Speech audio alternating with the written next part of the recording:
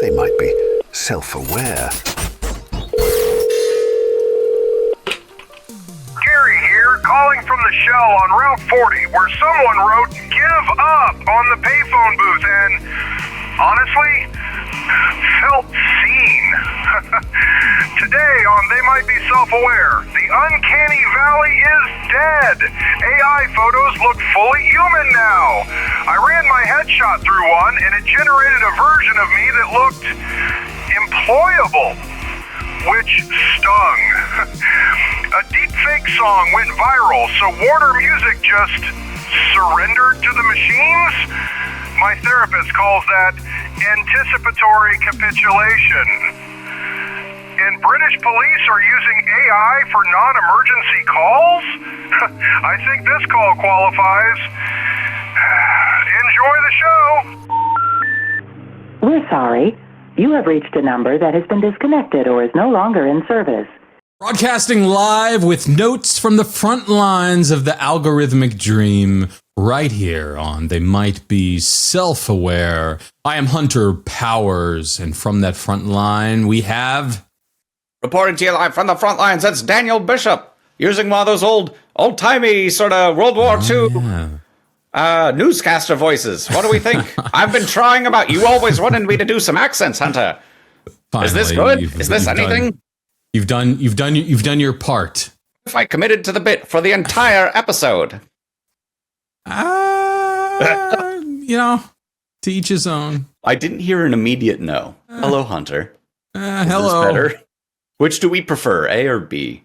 We're A/B testing with the... Hey, A/B test the audience. If you want to hear me use my old-timey World War II newscast voice, make sure to say so in the comments.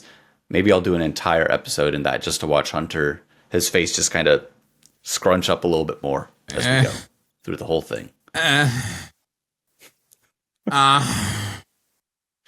don't know. The year's starting to wind down a little bit. I mean, that happens every year for some reason. I haven't figured out why it happens every year. But it does. I don't know if I need to be the one to break this to you, but that's because the year ends. They all do. But you're always a little bit surprised, aren't you? That this one's going to end too. No, well, you get notice, right? There's the calendar. You have to flip over to December, and it's usually there's a Santa Claus on it or some reindeer. They all got something kind of Christmassy themed. Even the sexy fireman calendars, they're always wearing like the fur line, red with like the white sort of fluffy stuff on the side, I assume. I'm curious, and we're going to do some like dedicated end of the year episodes before we wrap up this year. But before we get into that, just like broad picture, has 2025 met your AI expectations? Met, exceeded, or didn't meet? I need to go back and listen to our last predictions episode from the end of last year. I'm just looking for that guttural. Where are you? Well, I'm pretty sure what we had said is this was going to be the year of the agent. And boy, howdy, has it ever been. Agents are everywhere now. And MCP servers and sub-agents being popped off of main threads to go accomplish a little task and come back to you. In the AI space, assuming that that's what I'd said was going to be the thing this year, nailed it. Well, my big thing, I think, was we said we weren't going to get into this, but I think it was like the hologram room. But this idea that, any idea you have can just sort of visualize in front of you. We were talking about VR a decent amount more last year. I think that's because the hype, such as it is around the Apple Vision Pro, was perhaps a bit brighter then. And so you were imagining I can just step into the holodeck. I think, we're all going to have I'm going to hold that conversation for our formal review of our predictions. All right. But I do think, and I mentioned this because we've been discussing it, and I think you've even been playing with more, but the generative AI for images has really, I don't know how it gets much better than it is right now. Like, we're almost at the point where it's solved. I think that people have been kind of saying that for a couple of years, especially as it relates to a portrait of a person, and it looks fairly realistic. Like, you've been able to make some fairly realistic looking images, especially of a portrait of a person, or maybe of kind of a landscape for a little while. But there's a huge asterisk next to that because it looked pretty good. And you still had to sort of squint your eyes to see. I know we talked about it a bit earlier, like a few episodes ago, Nano Banana Pro from the Google folks, tied tightly into Google Gemini 3. It's scary good. I mean, like, this is a jump forward. It's not just, oh, I made like a good looking picture. That's kind of what I was describing. It does an insanely good job of in high resolution write what you want, and then it makes the thing that you wanted, not a picture that's kind of in the space that you described. No, it absolutely nails it basically immediately, nearly every time. And if it doesn't nail it, you can say, hey, change that around a little bit. I want this instead. Case in point, whenever I see a fun license plate, I'll send it to my sister because she likes them. And I mean, so do I. So I'll take a snapshot and send it. Do you have a funny license plate? I don't, but I'm going to get one. Okay. You know, next time I have to get a license plate. So I drive a Rivian. I love it. I asked Nano Banana Pro to make an image that is of an early 2000s Toyota Corolla with a license plate of my sister's name. Also, like in North Carolina, in the late fall, because that's when we're recording this, most of the leaves have come off of the trees. It's from the passenger seat of a Rivian R1S in its green color, and it thinks about it for a second, and it popped out. Like, so many of the details were nearly right, but weirdly, like the car, it looked as if the car was like sideways on the road, and you could see the thing. Like, it had so many of the details almost right, but it had a lot of that like AI weirdness. There was this like Uncanny Valley aspect. So I said, no, change this. Make the car, such and such. I'm actually on the highway. We're all going in the same direction. And then it came out with a picture that I almost gasped looked so realistic. I've showed this image to a few people, and it has immediately fooled them each time. If not for the fact in the lower right corner that it has the little sort of shining star symbol for the Nano Banana Pro like watermark. If you really zoom in, you can see it kind of screws up like a word, and part of the UI of the like Rivian big touchscreen thing that has is like not exactly in the right space, or like one of the numbers is kind of off. It's such tiny detail type stuff that if you just like got a picture on your phone of like, hey, I saw this license plate, and you just look at it, oh wow, you did, that's amazing. Put phone down. You don't like, you're not zooming in and looking for a tiny, incongruity or whatever. It looks so insanely realistic, and it got so many bunch of details that I said so right. It's not like a picture of a car with a license plate that maybe kind of reads this in sort of this situation. It looks like a photo was taken from inside the car. Did you see this that I sent to you? I know also to the listeners, we're doing a very not look at it before. We're doing a very visual thing here, but I'm hopefully describing it semi-okay. Yes, and I will imagine the photos on the screen right now. I'll put it on the screen. This image is without trying to explicitly look for small little details that maybe tells. It looks like a real image, and it definitely looks like it's from inside a Rivian, like you said. And yes, I'm noticing it has the green color. I guess there's a sign for Raleigh in the back, but maybe Raleigh's misspelled. Yeah, Raleigh is like a little off. A little off. In the first picture that I had it do, the picture was actually a lot better for Raleigh. And then like as it edited the picture, a couple things got like a little weirder. But yeah, it feels like it was shot on a phone, and you really have to look for a reason to not believe it. Your eyes believe it. You believe it. Like it far passes the uncanny valley. And then it's just right. Forensics. So with the uncanny valley, we are out of the uncanny valley. There's no uncanny valley. There's just something's wrong with this, and I just can't put my finger on it. No, you don't get that at all. No, I'm like, only after really looking at it did I, a person who drives this vehicle, start to notice, oh, that's in the wrong place. Oh, that isn't exactly how that looks there. But at first, second, third, fourth glances, this is like, it's just a photo that was taken. I've also played around with like, hey, here's a picture of me. Put me in fantastical location or on set of such and such movie. And it just gets it right. Like to the point where I see that and I have like a mental disconnect of, it's a photo of me. Like that's definitely an actual photo of me. I don't remember being on the set of Star Wars, but this is obviously actually me there.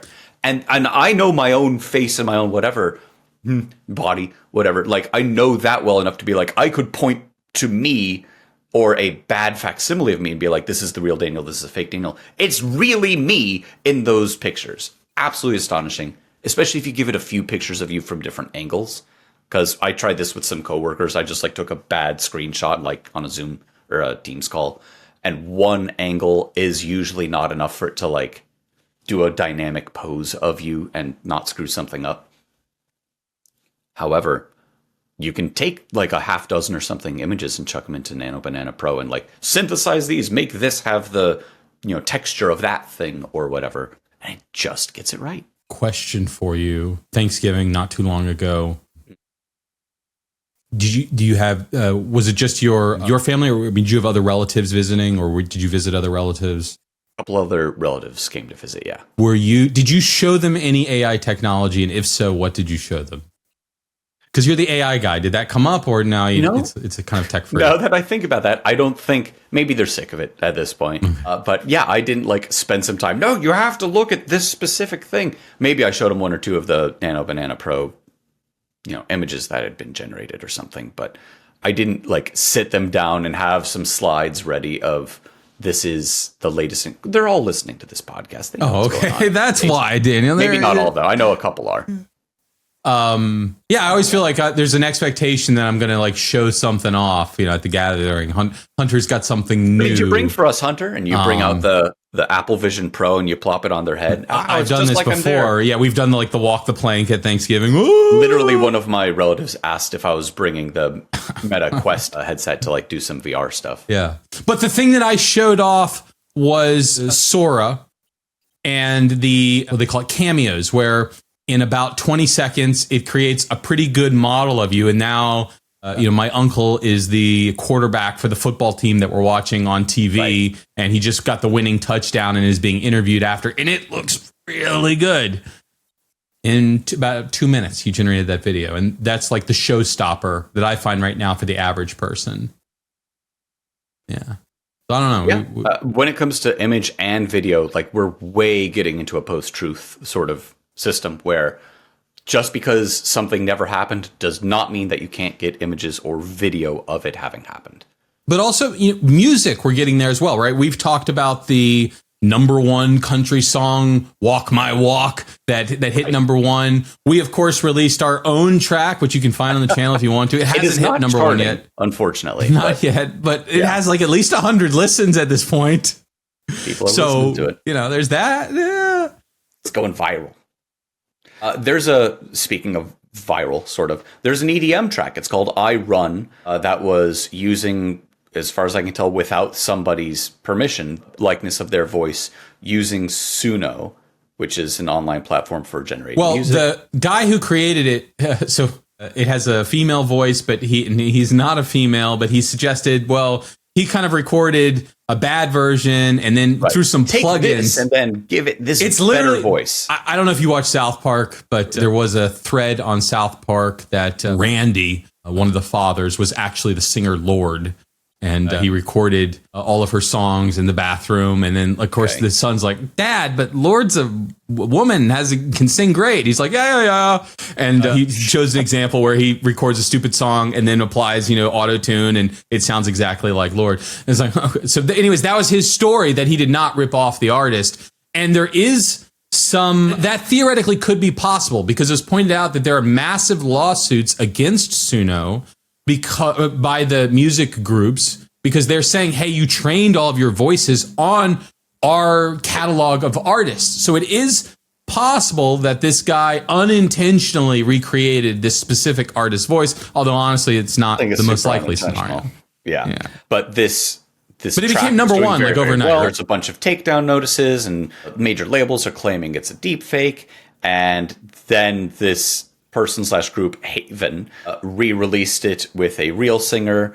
And so, you know, I think there's more ink to be spilled about, is it real person's voice rights? They have to get royalties, etc. I don't think we are at the solution yet, but I will say Warner Music Group partnered with Suno. we keep seeing this same sort of thing where if you can't beat them via legislation, which moves very slowly, or litigation, which also moves pretty darn slowly, a lot of the major rights holders are kind of throwing their hands up in despair and saying we might as well make an agreement with these companies and get that's definitely been a radical slice of shift pie this year instead of no pie, or maybe all of it years from now. beginning of the year where like borderline protests will never do this. They can never capture our voices. They can never capture Our music. soul cannot be digitized. Correct. And then they realize, oh, this is really popular, and us suing them will just make us ultimately look bad, at least in enough people's eyes, and we won't be making the money that we could have been making. Let's just sign up with them.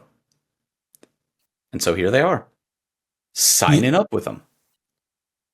That didn't work for Napster, but it does seem to be working for these companies. I wonder, like, what's different? Because, and again, if you don't know what Napster was, it was sort of the first peer-to-peer. It wasn't the first, but it was the first wide mainstream peer-to-peer file sharing service for music. It was wildly popular.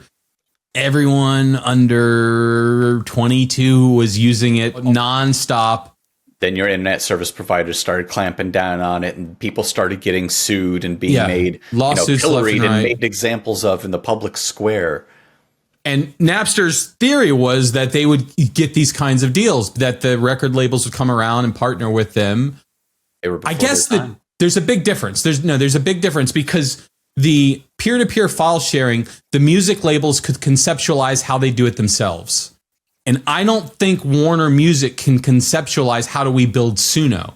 They could acquire the company. Group, right. They don't want to hire a bunch of machine learning engineers to make a music platform. They could wait until someone does it. I actually think they probably do. And then just quietly. They do want to. It's just that it's too far beyond them. Building a service where you can go and buy a track off a Warner album and download the MP3. Okay. They can kind of understand that. They can understand that. All right. It's a little e-commerce site. I do this. Yeah. Building Suno, I think it's magic to them. That's my theory about why this is different. And it's such magic. There's the quote, indistinguishable, significantly advanced technology is indistinguishable from magic. I think that's what this is. It's magic to them. It's so advanced in their minds. To me. I'm in this industry and it's magic. Yeah. That they're like, okay, we've got a partner here. We can't pivot this hard to like stand up our own super intelligence group to build the next Suno. I mean, even Apple's fallen over. We could stop suing them, which they'll be happy about, and then take a cut of it. Because we can't pretend this isn't happening. Just like everybody wants access to their music every time and they want it through individual tracks. The public has spoken. And do not mess with the public. They want to make the fun videos and images and audio based off of copywritten music, and they're going to do it. Question is will the rights holders at least get some of the money for it? And I think that they're saying, well, heck, I guess we might as well. And for what it's worth, Warner Music Group is saying, we partner with them, and you can generate music using voices, likenesses, and compositions of artists that opt in. It's not an automatic opt-in to start. I'm sure a couple of years from now, that's going to quietly change in the terms of service, but at least for now, it's an opt-in sort of service. And that means there probably won't be too many non-strong-armed signed labels and signed individuals that say, yes, you can use my voice and my songs to remix to your delight. So I think those are some areas where AI has exceeded expectations, at least for me personally this year. One area that I think it's far underperformed is in the customer support area. And I know this is an area that you push a lot, that like, hey, this is, and your angle, I think your counter to me is, I want a brilliant customer support experience. And you're like, yeah, but Hunter, it's not brilliant right now. It is just a pain, and it's AI already very bad. It's very bad. With people most of the time. And AI has I'm fine with the argument if you want to suggest it's made it 5% better. I don't know. It still is horrible. And now we're talking about, and so nearly the fact everywhere it's still bad. I kind of thought that it would have been like replaced by now. I guess we have to give it another couple of years. Yeah. So this is an area that I don't think, I still don't think AI is ready for it yet. You might be the only one who says that, because because over in jolly old England, the 101 Can I do a British accent? Please. Oh, over in jolly old England, you say? Which area, Mr. Bishop? Staffordshire. Staffordshire. Yes, I'm very familiar. The 101 service, which is the non-emergency police line, they're trying to use at least piloting an AI, quote-unquote, agent force to handle these non-emergency calls. Now, whenever I talk about like customer service being replaced by AI, I'm imagining like I need to reset my password or other like, it's that 80% of calls that you're going to be calling the customer support center for my thinking about calling the police or for banking or whatever. Because this is the police. It's the non-emergency police. What the non-emergency police calls tend to be like, but there's someone with a gun, but he's like 3 blocks away. It's probably not an emergency yet. Stranded on the highway. I honestly should really look up and see like what are the categories. No, I'll give you an example that I've unfortunately experienced. You experience a robbery, but like you come home, it's happened. You don't call 911. Robbery has completed. And it's completed. Well, I do need police. You go down in the morning and one of your windows is knocked out in your car. Right. You don't dial 911. It's not an emergency. But it is a crime, and so you're going to call the non-emergency number for the police. And then you get the UK's non-emergency line. They say, hello. You're in America. What are you doing calling us? I am the new representative. Agent Please state force. Your problem. Right. Please state your problem in a few words. But those systems are so bad. I did one the other day. By the way, I also now just intentionally like make it the most sort of esoteric, longish rant, just because I really want to like turn the screws on the AI when they ask me to briefly summarize my problem. I freeze with indecision whenever the things that, in a few words, tell me what your problem is. And I'm like, okay, all right. So I know how these systems work, and it's good. I have a few seconds to, okay, wait. Or you just scream human. No, operator is the one you're supposed to scream. Operator! Okay, I'm having trouble logging on the site, but I have my username and password. But this is a horrible idea, right? I'm competent enough that if I'm calling one of these companies, I need to talk to a person. It's not I don't know where the login button is. Like something weird is going on. So maybe whenever I call, do need a human, but at least for, let's call it half of the calls. Hey, I got a flat and I'm on the side of the road. I guess this is the UK, so you wouldn't say I got a flat because that means an apartment. I don't know what you call a flat tire in the UK. Probably an apartment, I guess, because flats already used, Or maybe the tire's missing from their bonnet. I believe that's what they call the... I've got an apartment on the side of the... We're getting canceled, Daniel. The M5. This may be our last episode. It was me going to the accents that did it. We were teetering on the edge, in fairness. I'm the one that pushed us over the edge. We did it self-aware. Simple information requests is what was described as what this AI agent is going to help with. Again, I don't know what people call the police about for just information about a thing. I'm sure it happens, I guess. They put it on the article saying information requests. But they're also looking for like keywords or... Right, they have a system. If you say something that's... I'm being stabbed. Oh, correct. Let me get you to a person.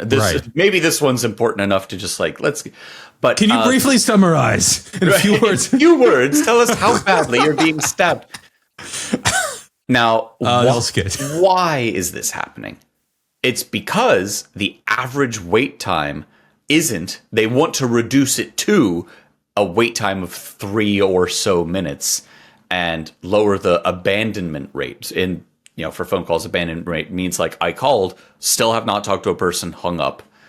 You don't want that when you call the police, right? Like if you're calling the police, it's for a reason. And they also, supposedly there are some outliers. I don't know if it's probably at night or the phones were busy from something else. Hour-long waits. I can absolutely understand why any agency that says we've got too many people calling for our current staffing levels and for whatever economic or other reason, we are not going to hire enough people to make sure that there's instant connection no matter what. So then the next step, logical or otherwise, does seem to be how many of these calls could we just get to go away quickly via AI? And I'm glad they're doing it for the non-emergency line. You definitely don't want to be like... But this is slippery slope kind of... We all know where it's going, right? Like, it's going to the real line. If successful here, stuff, right? Sure. Yeah. It's got to get success. If successful here, there's no way they're not moving on. And I don't know that I have a problem with that idea. I don't think that we're yet at the point where even the 101 number should have it. It's not good enough. We still, my answer is we need more humans. Right. So when we talk about AI replacing humans, I think maybe like emergency lines are one of the ones where I don't want to replace humans. I want to replace those too. But we're just not there yet. The tech's not there yet. Check back in a year. It's the end of 2026. Maybe we'll finally say we have our holograms, so we still can't do a support line. Or no, we finally solved support lines. When it comes to an actual emergency line, I feel even if you could say like it's going to really, really get basically every case, probably, I don't know. There are subtleties associated. There's some famous examples of like someone who is trapped in their house and, it might be like a domestic violence sort of incident. They say like, oh, I'm going to order us a pizza and then calls 911. Like you're ordering a pizza to the police who catch on to the idea of, oh, this person isn't actually trying to order pizza. I don't want a large language model to be like, you've obviously called the wrong number.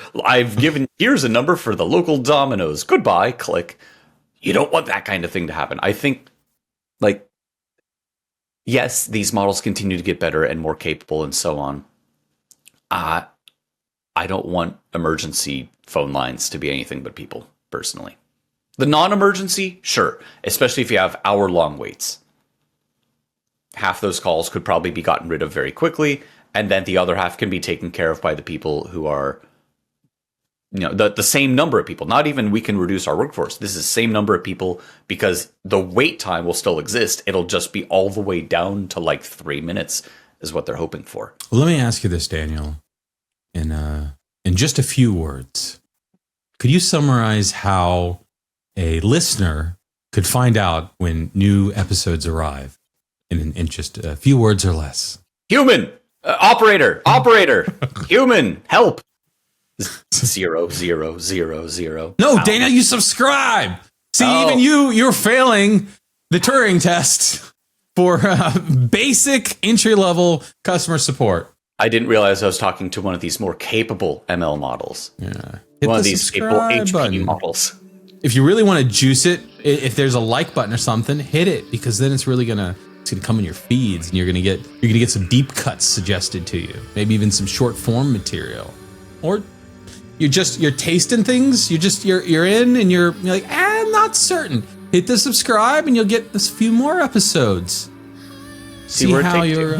What's the worst that could happen? Dip your toes in the digital water. Yeah. Give those little piggies a twirl. It's just a taste, man. Taste of the digital future. Taste of being self-aware.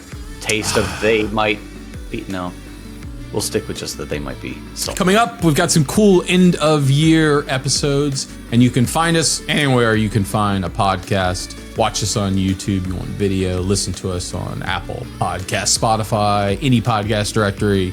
Search for They Might Be Self-Aware, and magically we are in the room with you, or in your ears, talking directly to you. Beautiful HD. Yeah. And until next time, when we will be back with even more. They might be self-aware.